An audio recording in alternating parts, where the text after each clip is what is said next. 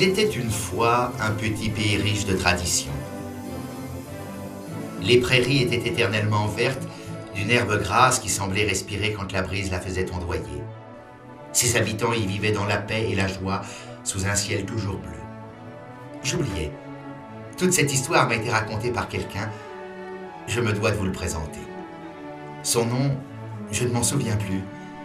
C'était un vieux Tyrolien qui vivait sur une montagne dominant la vallée. Je fis sa rencontre par hasard, en cherchant un endroit abrité pour la nuit. Ça, c'est moi. Oui. Ah, j'étais encore tout jeune à l'époque. Voilà sa maison. Dans son grenier, sa vieille bicyclette était toujours là. Auprès d'un bon feu, il alluma sa pipe. Son regard s'éclaira et entre les volutes de fumée, il commença le récit de ses aventures passées.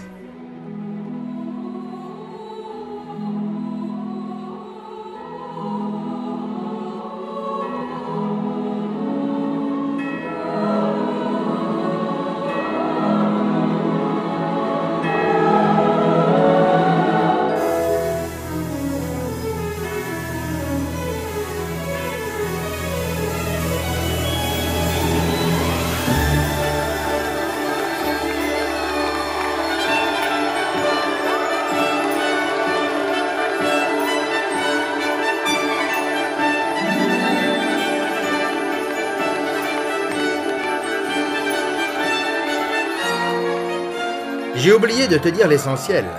Ils étaient français. Oh, les gars étaient râleurs, mais joyeux, et les filles si élégantes.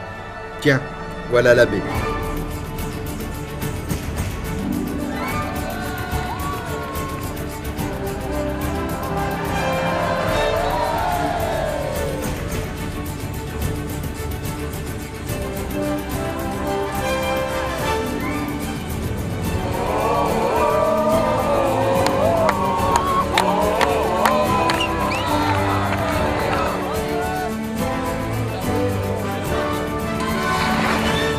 Ah, il fallait les voir, tous pendant l'année dans leur faculté, l'œil terne, le costume grisâtre. Mais une fois l'été venu, ils redevenaient les baroudeurs qu'ils n'avaient jamais cessé d'être.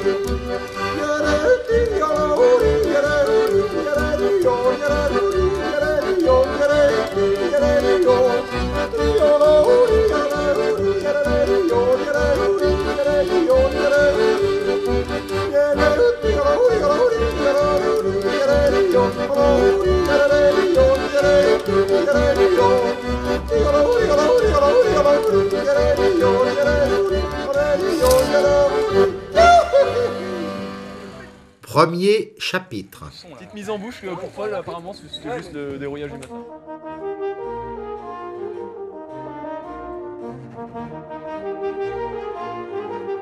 Le staff, fidèle au poste. Tous les talents étaient utilisés. Conduite, cuisine, infirmerie. Voilà Pascal, le petit nouveau du staff. Un cinglé aux cheveux bouclés avec de beaux yeux bleus. Il traduisait avec brio la plupart des dialectes locaux. Systématiquement en retard, il ne parlait que d'Allemagne et de piano.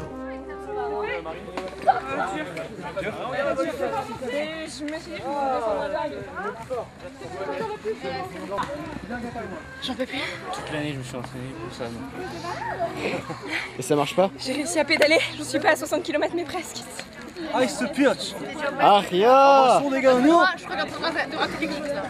C'est le début, c'est souvent comme ça. Ça fait fatiguer, au milieu des fermes. Ouais, même milieu des fermes. Vous avez la belle maison là? La cabane? Oui, quand même. Maëlys, t'en as combien de paquets de gâteaux là, s'il te plaît?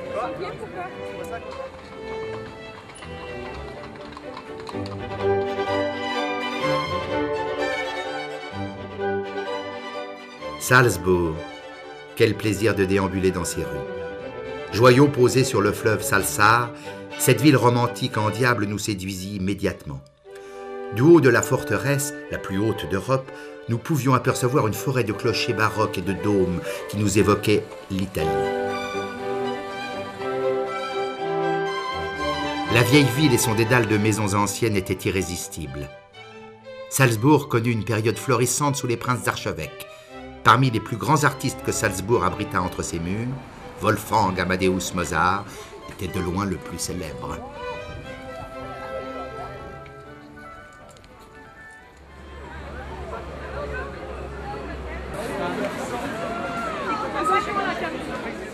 Je vais demander, il m'a dit oui. Bonjour. Dérailleur, c'est-à-dire que le premier jour, je suis chef d'équipe, je ne peux pas foutu de rester avec mon équipe. On va peut-être appeler du renfort parce que... Vas-y, 15 personnes tout autour de moi pour démonter une roue. Marie-Reine Immaculée. Combien de crevaisons pour Gauthier, son valeureux chef d'équipe. Mais qu'importe, l'équipe avançait pour réclamer à l'arrivée une douche bien méritée pour les filles et pour les garçons un ballon de foot ou une bière bien fraîche. Marie-Reine Immaculée, c'était une bonne humeur permanente. Avec ces demoiselles braillant et dansant sur leur vélo, c'était d'ahurissants records de vitesse ou de mémorables gamelles. C'était une capacité toute particulière des garçons à disparaître au moment de la vaisselle. C'était un chef d'équipe qui, dans l'effort, brisa la bagatelle de 6 vélos dans cette aventure vers Vienne. Marie-Reine Immaculée, une équipe qui roule. Cette première journée fut épique. On le savait, une première journée est toujours difficile. Et pourtant, Boulou, à la tête de l'équipe Jean-Paul II, se retrouva à l'arrière, la faute à une selle récalcitrante qui l'obligea à pédaler assis sur le garde-boue. L'équipe Saint-Martin, de son côté, commença à perpétrer ce qui allait être une de ses caractéristiques, se perdre. La quasi-totalité de la logistique dut se porter à son secours, laissant le reste des équipes dans la panade. Pour couronner le tout, le kilométrage, déjà imposant, se révéla largement sous-estimé par l'équipe chargée de la reconnaissance qui avait malencontreusement oublié de mentionner une quinzaine de kilomètres. Les quelques 75 kilomètres avalés le furent un peu de travers.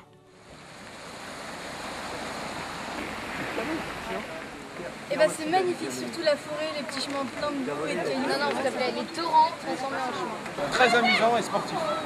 Bah, je me suis défoncé les pieds, les mains. Pas de casse. Benoît Rocher, un chef, pas comme les autres. Équipe des seniors d'en avance, plaque tournante du staff, voici Notre-Dame de Santé. Mené par Benoît, communément appelé le saint patron d'équipe, grand sportif, son sang-froid et sa patience lui permettaient de supporter des demoiselles qui ne se contentaient pas d'être à la traîne. Il fallait les entendre râler, pester, hurler, et même parfois jurer. Son faible effectif était sa force.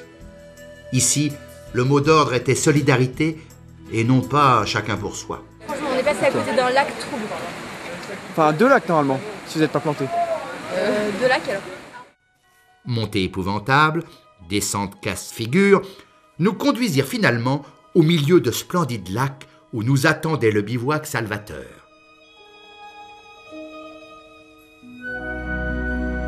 Stenbar. Alors, j'ai vu que tu filmais les gens qui étaient là, dans l'église. C'est amusant de voir tous ces jeunes. La la la la la la la.